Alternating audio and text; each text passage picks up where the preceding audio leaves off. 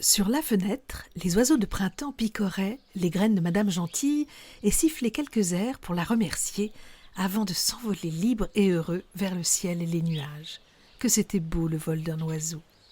À ce moment-là, on sonne à la porte. Madame Gentille pose son livre à regret sur le rebord de la fenêtre et va ouvrir.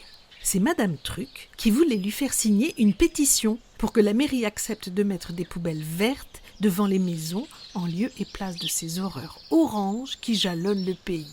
De sa voix de poule caqueteuse, Madame Truc expliqua à Madame Gentille avec de grands gestes l'importance de la chose. « Vous comprenez, Madame Gentille, toutes nos maisons ont des volets verts et ces poubelles oranges donnent un air de mandarine à nos rues. » Madame Gentille pensa qu'elle trouvait ça plutôt joli, une rue qui a un air de mandarine.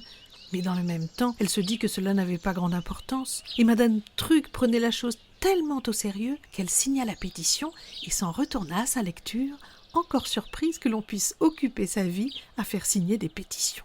Elle se souvint même du jour où Madame Truc voulut faire signer une pétition pour que tous les arbres des jardins soient taillés en rond et pas en pointe. Mais peut-être que Madame Truc n'avait trouvé que ça pour ne pas se sentir seule, elle aussi. Arrivée près de la fenêtre, Madame Gentille trouva son livre par terre et s'étonna. Elle était sûre de l'avoir posé sur le rebord de la fenêtre. Elle le ramassa, chercha la page où elle s'était arrêtée avant que Madame Truc ne vienne la déranger. Ah, voilà. Mais à peine eut-elle repris sa lecture que quelque chose la stupéfia. Il manquait des mots. Dans son livre, sur ses pages, il manquait des mots. Pfut, disparus. À leur place, un grand espace vide. Pas une trace, pas un indice. On aurait dit qu'ils s'étaient envolés. Madame Gentille n'en croyait pas ses yeux. Voilà bien une chose impossible. Des mots ne peuvent pas disparaître ainsi sans laisser de traces. Il y a là un mystère. Madame Gentille se mit à relire son livre. Des mots avaient disparu. 10 mots avaient disparu. Il faudrait qu'elle en parle avec M. Sévère, le libraire. Peut-être une chose pareille lui était déjà arrivée. Peut-être. Le lendemain, en allant acheter sa baguette à la boulangerie de M. et Madame Beurre, Madame Gentille s'arrêta à la librairie. M. Sévère la vit entrer et lui sourit sous ses grosses moustaches. Madame Gentille attendit patiemment qu'il ait fini de s'occuper de sa cliente avant de lui parler de la disparition de ses mots. Enfin, des mots de son livre.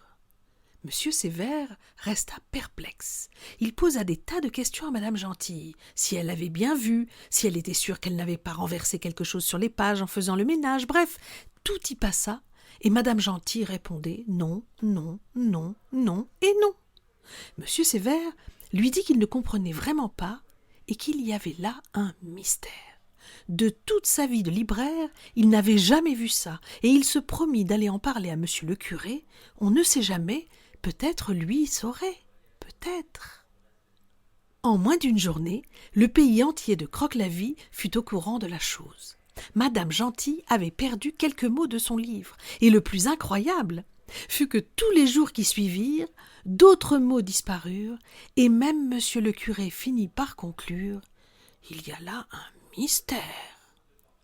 Une seule chose était rassurante pour Madame Gentille. Il n'y avait jamais de mots qui disparaissaient sur les pages qu'elle n'avait pas encore lues, comme s'ils disparaissaient intelligemment. Et la liste ne cessait de s'allonger. Encore 7 mots disparus. De la grande ville, on fit venir des spécialistes, et Madame Gentille dut finir son livre à la hâte pour que ces gens savants l'étudient. « Il y a là un mystère », dirent-ils tous en chœur. Mais rien de plus, c'était la consternation générale. Même la télévision, les photographes, les journalistes se rendirent au pays de Croque-la-Vie, qui connut alors une animation fabuleuse pour le grand bonheur de M. Sévère, qui vendit 3 fois plus de livres. On venait de partout pour acheter un livre magique.